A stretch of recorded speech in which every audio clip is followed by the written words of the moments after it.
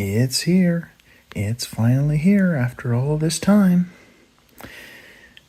The deck of many triggers. Well, I walked into a game store looking for some fun, but the deck I found nearly made me turn in mud. Cards full of chaos, mayhem, and dismay, singing, hey, diddle, diddle, your game's going astray. It's a deck of many triggers, oh, it ain't for the faint of heart. Draw a card, lose your mind, watch your whole world fall apart. From going, of course, the curses, it'll shake up your campaign. The deck of many triggers gonna drive you insane. Drew a card and suddenly I quadrupled in size. Now I'm huffing and I'm puffing, can barely open my eyes. My armor's busted open, my sword feels like a toothpick. This ain't nobody positive, it's just plain old mean trick. It's a deck of many triggers, oh, it ain't for the faint of heart. Draw a card, lose your mind, watch your whole world fall apart. Next thing you know, blood's just memory hell. Bars floating overhead like some video game theory. Can't wait till you're indoors, then it's a horror show. Organs feeling pleasure feeling, that's how the game will go. They suddenly facts don't matter anymore. Change your stats to fit your views. Leave the GM source, shout fake news at every turn. Feelings are what count. Check your privilege bucko as the tension start to mount. It's a deck of many triggers, oh, it ain't for the faint of heart. Draw a card, lose your mind, watch your whole world fall apart. Now can't touch no one, kept 6 feet away. Can't shake, can't high five on this cursed game day. And don't get me started on giving away all my loot, leaving me with empty pockets, no chance for pursuit. Some effects are so spicy they might clear out the room. Talking about identity, privilege, and doom. But we're here, roll some dice and slay a dragon or two. Not argue about real life, that ain't what we came to do. This deck got more triggers than a gun show in Texas. Stirring up more trouble than a tornado in Kansas. From PC culture to Court of Lords, one wild ride. Better buckle up, partners, and take it all in stride. So next time you're game and things seem to change, just draw from this deck and watch your friends go insane. But remember, partner, when you're feeling triggered and sore, it's just a game after all. Don't take it too serious, y'all.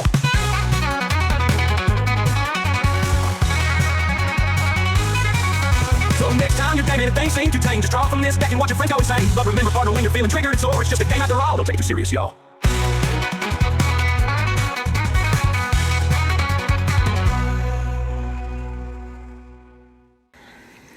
The product from Neckbeardia. And it was taking so long to get this item. I was just basically gonna write it off like I'd never see it at all, but here it is. It eventually was delivered.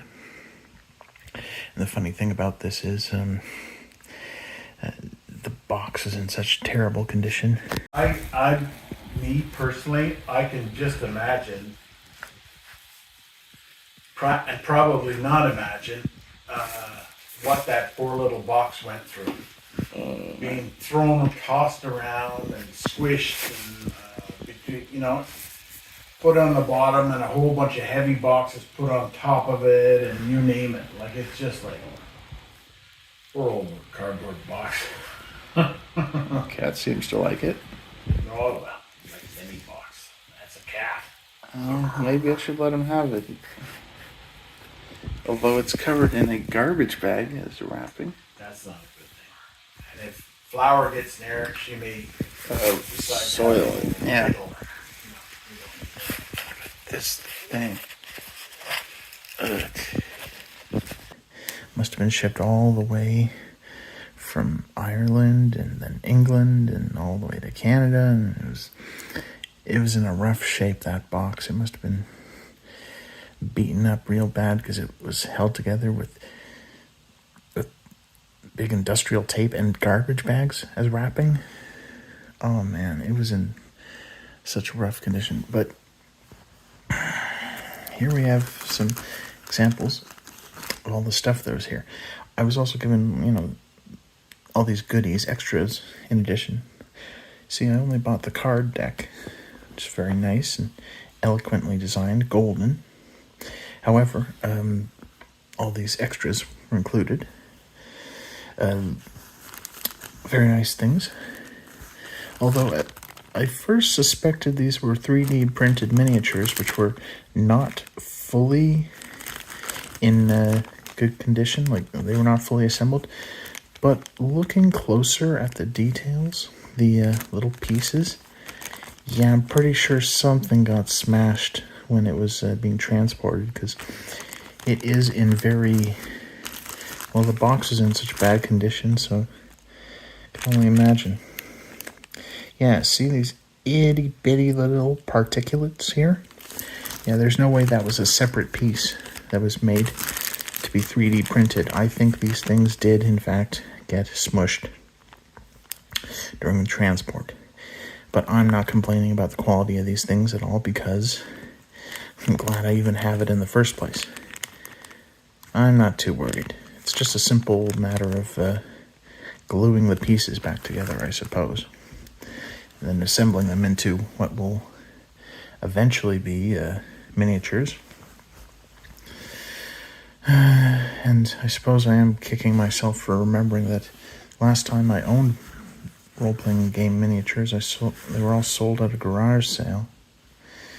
But here we have 2 books which are, in noticeably bad condition. I admit, yeah, it's inevitable. The Station After Hours. This is a role-playing game for a horror setting where you play as a worker at a gas station after hours, and all sorts of spooky things happen late at night. But also, another bestseller from Neckbeardia, Stale Water, a 5th edition adventure for Dungeons & Dragons 5th edition. But look who's here. Oh, it's her, the enemy of the module, the big bad villain, Bella Delphine, as she's called. And she sells her feet pics to the peasants, her simps, or imps. This whole goofy adventure. Oh, man. Oh, there's a map of the village. There's all sorts of things. Oh, yes. Oh, feet pics. Stale water. The backwater town of Applewood has gone silent for the past 2 months. Nearby townspeople are starting to get worried. A group of adventurers have been sent to investigate, but what will they find? Stale water. A one-shot for 4 level 5 characters. Descriptions may be read aloud for GMs.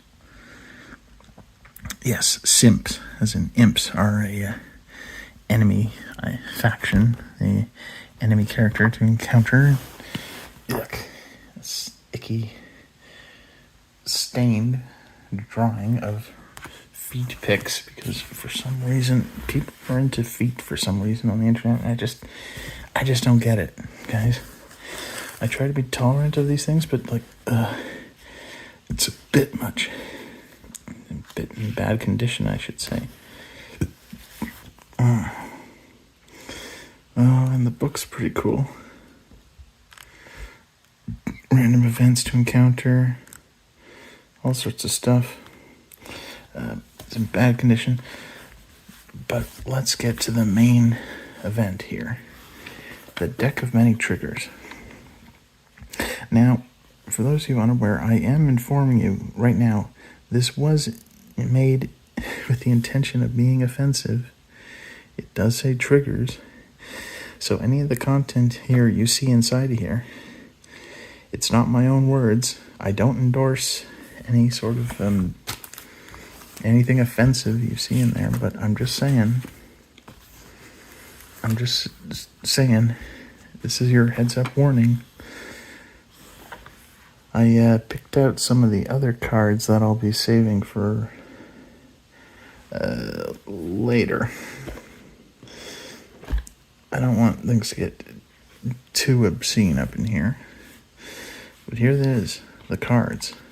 All available in a shiny gold. I wonder what that says. Ingrala Otar. Oh. Well, sorry, I'm not familiar with Latin. Let's see if I can get the whole deck in one hand. Yes. And we'll be showing off these things. Hang on, don't get ahead of ourselves now. Gore, agoraphobic. When this card is drawn, all PCs and NPCs no longer have blood and organs in their body. They cannot bleed or take physical damage, and a health bar floats ominously above their heads, tracking damage taken with little bumps of numbers. When this bar reaches 0, the PC or NPC must announce, "I am dead," and seek the nearest area away from line of sight. As soon as they are out of sight, they begin to bleed as their wounds suddenly open. Blood pours out from their mouth and nose. Organs splatter onto the ground from torn skin, and flesh sizzles from magic damage. Yeah. So, raunchy humor is going to be ahead of us. You can expect that sort of thing. It's a very good designed box. Golden. Credit to the people who made. And I was hearing all sorts of rumors about troubles with the production they had.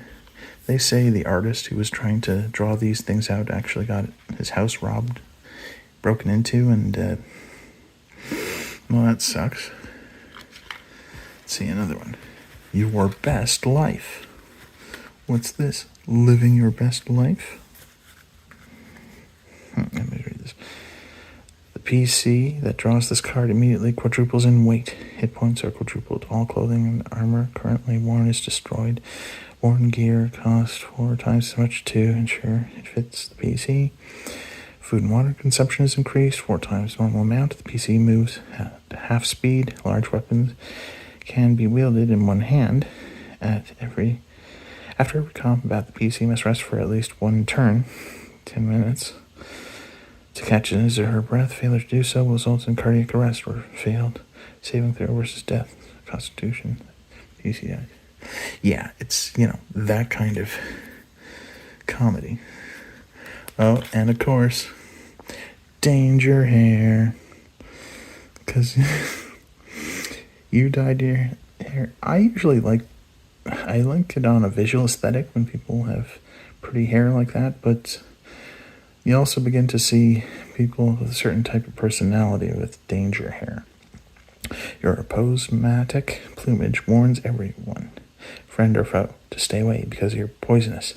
You have advantage bonus on deception and intimidation, and disadvantage penalty on persuade and performance. Yeah. Oh no.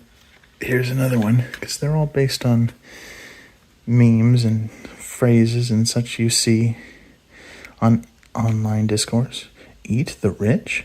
The drawer of this card is overtaken by an insatiable desire to literally eat the wealthiest GP value PC in the room they are currently occupying. If this is themselves, then so be it. The PC will begin voraciously eating their own fingers and toes until the damaged blood loss makes them pass out. If they change locations or a wealthier PC enters the same room, the card holder will change their target and begin chasing, crawling, and biting them until the target wealthy PC is completely consumed. This card lasts 1 day, 24 hours. So yeah, usually what that's about. And another one. The Grognard. If the player finds themselves in a game that seems to go against the obvious intent of the game, they may play this card and force the GM to immediately adhere to the oldest, most basic interpretation of a rule, spell, or other game canon or world lore. If they sneer, actually, the way Gary did it was, they may play the card a second time to force a second effect. This will immediately change the referenced in-game occurrence to adhere to either original or first edition advanced, no matter how incompatible with the current rule system, or even the game itself entirely may be. Yeah. Here we got something a bit more raunchy. What's this? Hands of hovering? People are getting sick and tired of your handsy ass. A warm embrace from an old adventuring friend may be fine, but guiding that lovely maiden to a private booth at the local inn, with your hand resting on her waist, who do you think you are? Until you break the curse now conferred upon you, you'll no longer be able to touch anyone. An invisible barrier springs to life when you go near any other living being. Good luck getting those healing hands laid on you now, Mr. or Mrs. Frateur. Nice.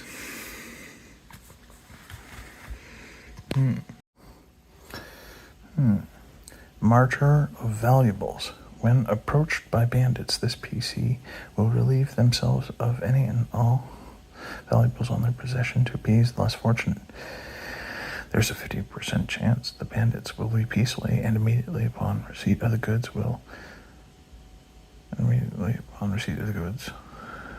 or will mercilessly murder the PC if possible. How unfortunate. Sois. Does the GM have a source to back up his claims?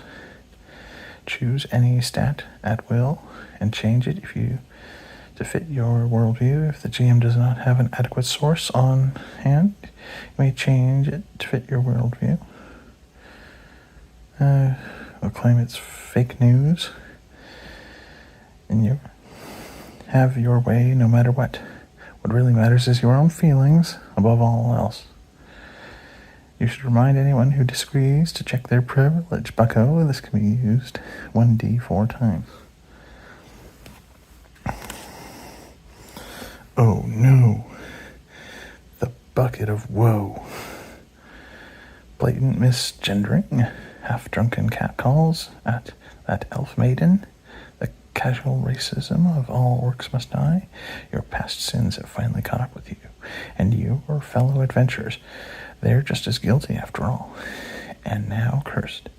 You're all turned into small crabs with 3 HP and cast into the bucket of woe. The only way to lift the curse is to be the first one out. It's a zero-sum game. If anyone else wins, you lose and are trapped there forever. You know where you are. You're in the bucket, baby. You're gonna die.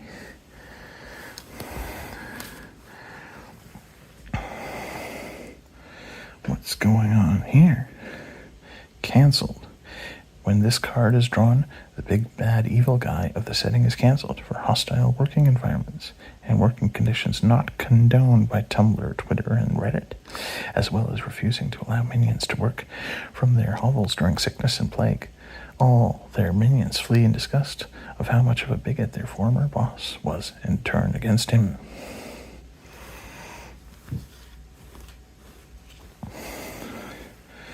Vegan cats? Oh no. Whenever this card is drawn, all cats in the surrounding region become obsessed with consuming vegan adventurers. They relentlessly stalk and hunt down any vegans in the party. Once captured, the cats will take their time to play with their food before devouring it. Oh no. What's this? What's going on here? Clerical assistance in death. When this card is drawn, the character immediately suffers serene apathy and does not fail saves associated with fear. However, when the character is dropped to half or less of their total health, and should the character suffer an inconvenience that lasts longer than a week, they will seek out a cleric or paladin for assistance in dying. They cannot be resurrected. They cannot afford the debt. How very grim. Uh-oh. Death is problematic. Yes, death is extremely problematic, and in fact no one should ever die again. Everyone in this setting's universe is now immortal unless they are a bigot. Then they all die when this card is drawn from the deck. Of course, the player that draws this card can claim anyone to be a bigot. Oh no.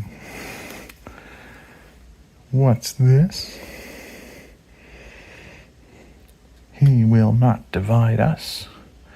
When the character draws this card, it will appear to the character as if nothing happened. However, whenever he or she speaks, the only thing that anyone hears is, "He will not divide us." The character believes that he or she has spoken normally. Whenever anyone else speaks to the character, all he or she will hear is, "He will not divide us," regardless of who is doing the talking or what is being said. That would get so annoying. Could never have any conversation ever again. Uh-oh. Fuck around and find out. If the character drawing this card is of lawful alignment, follows a strict code of ethics that focuses on protecting civilization from chaos and ruin, any damage dealt by this character to bandits, raiders, pirates, looters, orcs, or any chaotic creatures who typically form unruly mobs bent on destruction is multiplied by 2.5. Characters not of lawful alignment or do not follow strict moral code focused on upholding civilization and moral decency suffer 2.5 times the damage dealt by any lawful aligned creature. The Furry Hunter. The character drawing this card gains advantage on all attack rolls against any creature with an animal-inspired appearance. race, ancestry, or background. All damage is doubled. Targets affected by this card also include any creature with a mundane animal as part of its physiology, such as chimeras, manticores, rakshasas, and cockatrices. Oh dear. I cast thee into Geneva by the lake. What? I'm not quite sure I understand this one. The player can, by using this card, cause the demon to refute any and all associations with classic tabletop RPGs. They cannot reference campaigns prior to 2007. Adventurers, NPCs are like that organized in the early days of RPGs, and any all reference must be immediately expunged from their campaign, with accompanying notes turned over to the player-led collective committee for analysis and possible destruction. Well, that sounds really bad. Uh-oh. It's like an Animorphs cover. It's all in your hands. Hold on. Hold back the darkness. Gotta take a stand. It's all in your hands. Equality through duress. When this card is drawn, all stat blocks within the game are substituted with those of a goblin. The intention behind this change is to eliminate any inherent advantages, as the principle stands that no individual should hold upper hand. The effort invested in character progression holds no relevance in this context. Wait a minute. Holds no relevance in this context. So does that mean...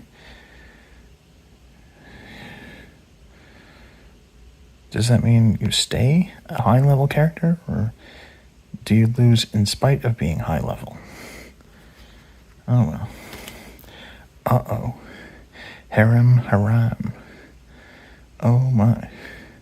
When this card is drawn, the GM cannot introduce any romantic overtures or any sexual NPCs to the game.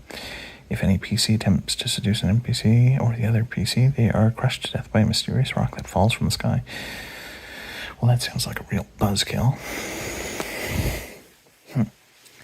Not only that, but I thought you guys already discussed things like this at Session 0. That sounds like no fun. Uh-oh, what's this? Healthy at any size. Oh my.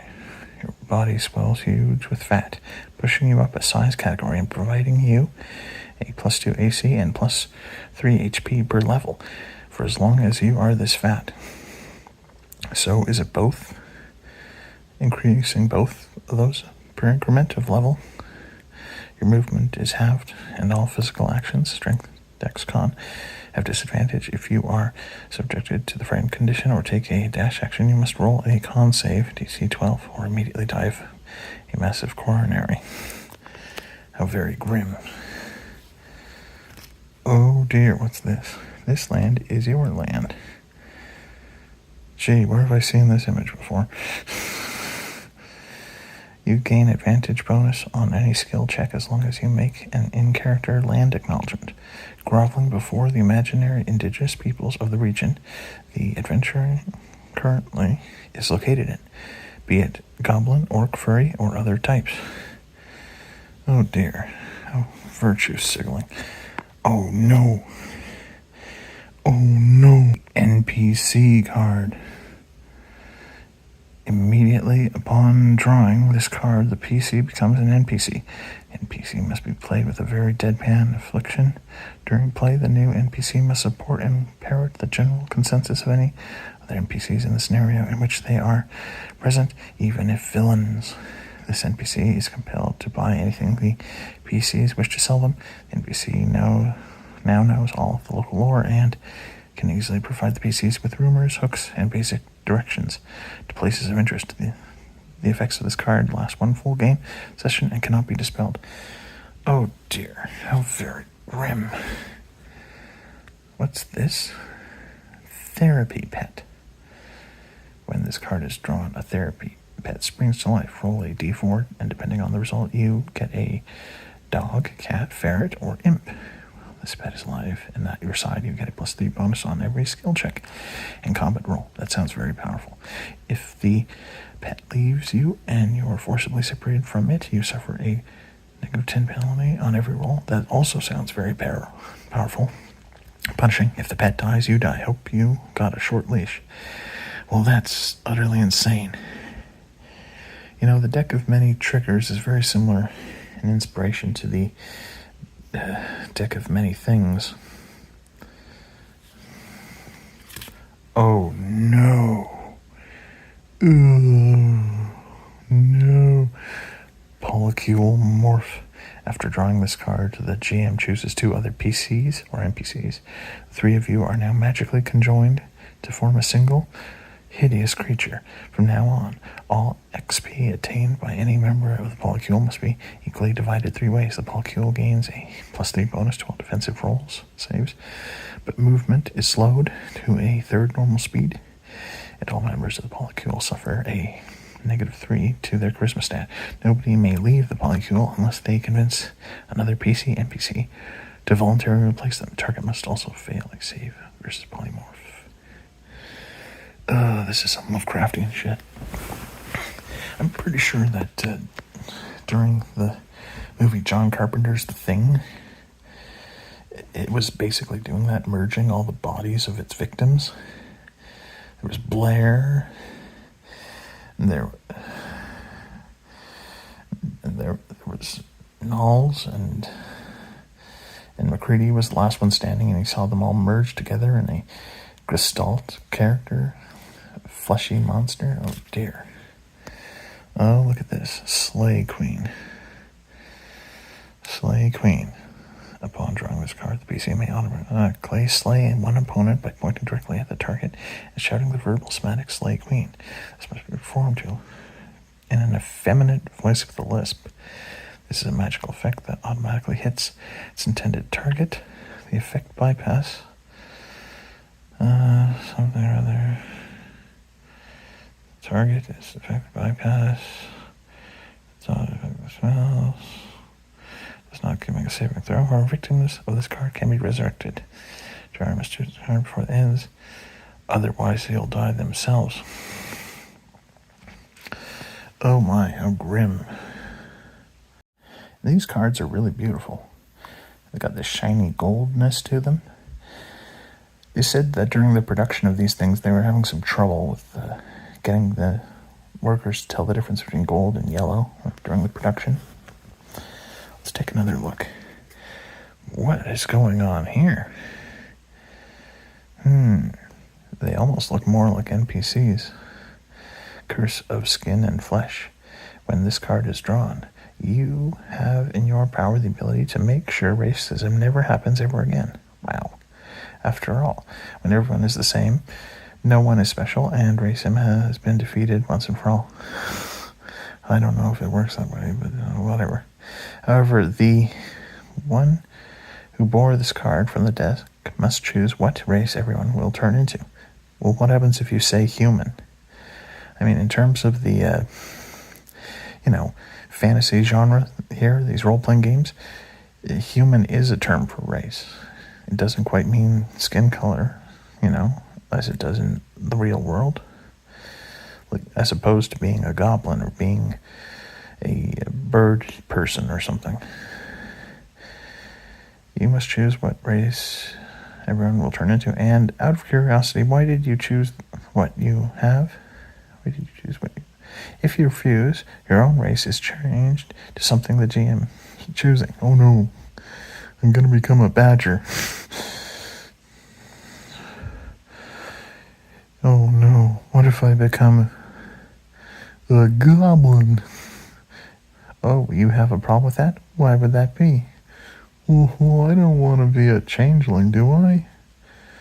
Or, I don't want to be an orc. Oh, you have a problem with that? Isn't that very offensive? Let's see another one. Uh-oh. Reading is fundamental. He's gonna throw the book at him. Oh no. Reading is fundamental. A 25-pound leather-bound tome appears in your hands. Anything else you are handling is sheathed or otherwise not put away. Inscribed with cover Librian funding. I don't know what that says. If anyone knows Latin, you could enlighten me as to what that says, but I'm not sure. The book can be put down, but once out of sight, it will repeat in your hands as before. The curse is passed on to the next player who makes a rules mistake. A player must become immune to the curse being passed when they learn to retain a rule they did not previously know about the game. Okay, sure, whatever. Oh no, more simps. Cosplay simps. Female characters draw this card immediately, have their charisma changed to a 10. Their hair turns to a bright blue or green. They are horribly average. All 0 level NPC males will now throw coins at the character on a failed save versus magic. Male PCs or NPCs of level 1 or greater are immune, as they have a sense of self-worth for being accomplished chads. Male characters drawing this card are reduced to simping for every average female that shows them any kind of attention, whether it be a barmaid who simply asks for an order, a princess asking for rescue. The character automatically do whatever is asked of him. Well, I certainly don't want to be like that. Oh no. Oh no, the nightmares are beginning. So many spiders. You hate spiders? Tough shit. You're full of spiders. Upon drawing this card, the character's skin bursts open and they lose half their hit points as a spider swarm, the same size as them, emerges from every orifice and even a few new ones. This forms a swarm with the same number of hit points as were lost, which then proceeds to attack the character and then anyone near them. How very grim. I don't get it why I'm so offended by spiders. Like, I know what arachnophobia is, but it's not like worth all these content warnings. Now what's going on here? Oh no. Whenever this card is drawn, a legion of debauched incubi will be summoned. They will submit the characters to all manners of sexual harassment, including catcalling, and even insistently inviting them out for a drink or two. Oh no. Before escalating into a fate worse than death. If the characters survive the trauma, they will have the right to wear the #MeToo hashtag. Ugh. Could have been worse. Oh no, not the thief. Oh no. If a GM is running an original game, circa the 70s rules, a player can use this card to force a GM immediately. The game is infected by Dave Arneson. The character is a dirty, low-down, no-good thief. At every turn, the GM immediately is RPGs only exist because of energy is dismissed. Placed by better, more caring GM. Yeesh. Virtue signal. Oh no, timeline. This character is drawn, the characters cannot activate on their turn. So every other timeline, the character activate last in the initiative order and never gets the benefit of surprise. The curse will be lifted when the player shows up to 3 consecutive sessions 15 minutes early. That's asking a lot, I think. The tourist. Hey, wait a minute. Oh my goodness, look at this. The tourist. Any player who wishes to be seen playing RPGs may win. Playing this card. Consequence. D. 10 minutes. Oh no, so you can just basically be disruptive at the table with no consequence. Oh, this is terrible. Taking photos of themselves, grinning and holding the rules book. Glitter dice herder, sparkly math rock, endlessly referencing popular TTRPGs with their show on a Netflix deal, post on Instagram and TikTok, and open mouth soy face, and ick. Oh no, not this. Let's take that's the Dungeon Master. The Dungeon Master straight from the TV show, and oh no. Oh, the poor guy. Not sure how he managed to have zebra-colored coffee, but whatever. Oh dear, oh dear, oh dear. The true X card. When this card is drawn, the game is over. Everyone should pack up or log off their computers, cancel their D&D Beyond subscriptions, and never play a TTRPG ever again. They always do take these X cards too far, I say. What's this? Tweet storm. Or would they rather call Twitter X these days? Oh no. A swarm of blue sturges barrels out of the sky and attacks your enemies if present. You, if not everyone else, starting with the situation is ambiguous. They keep fighting anyone and everyone until everything's destroyed. Alternatively, you can choose to summon a very confused Zorn, which acts the same way. I know that's the name of a monster in D&D, but I don't quite recall the details of it. What's this? Vice signaling? Not virtue signaling. Vice signaling. Whenever this card is drawn, an aura of wretchedness surrounds the characters, causing all NPCs to regard them as despicable degenerates. Merchants raise prices. Guards watch the party closely, and common folk avoid them. Nobles refuse to speak with them unless absolutely necessary. Inns provide poor service lodgings, serving stale bread and weak ale. Temples deny the party healing services as priests claim the wretched bring ill fate. Shopkeepers usher the wretched out of their stores unless exorbitant prices are paid. In the meantime, they feel compelled to live up to their wretched status. The opposite of virtue signaling. Oh, and here comes this one. The XX card. How very graphic, that poor animal. Save this card and use it to countermand the next X card played at this table or any other.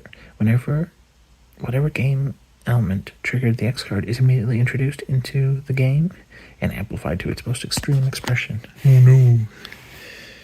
We're really taking the conflict up a notch, aren't we? Oh my. Well, my. However, these are some nice cards. Shiny. And from what I've heard of their other reports, there was this very displeased collaborator in China who was mad that nothing was getting done on time. The boss operating the whole thing, he's like, I'm sorry, but it gets done when it gets done. Like, what can I tell you? Things. To which the worker responded, in China, we set deadlines. Very displeased person. But I'm glad all of this was able to get done in the first place, because I was just going to write it off altogether. A few more items inside Stale Water by Neckbeardia. Bella Delphine has a number of immovable rods, as they're called. But let's check out these cool subclasses that are in here. The Gachamuchi Wizard. He's a muscle wizard. It's based on that one particular meme. I think you know the one.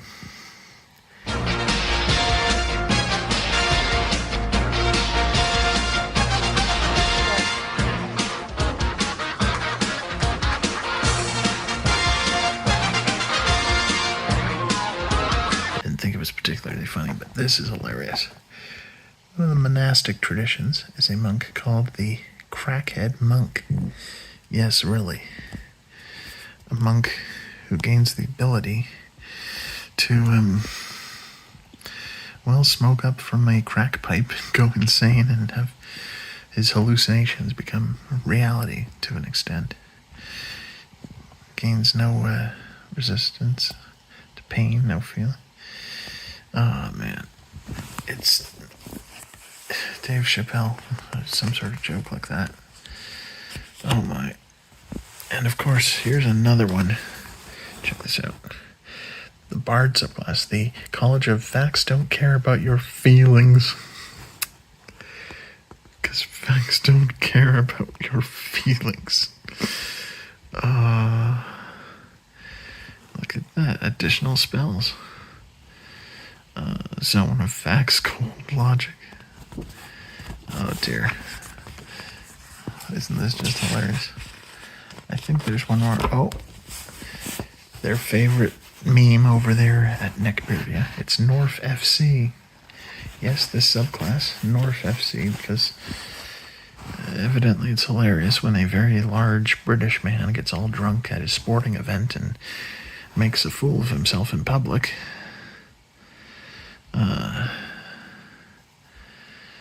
Yeah. Maybe I'll actually play this role-playing game one of these days. Hopefully.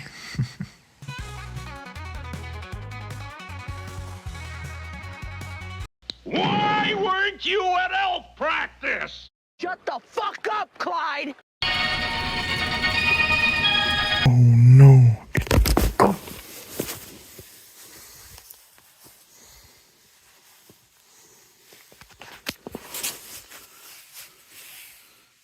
I'll fix it in editing. Watching, and we'll see you in the morning.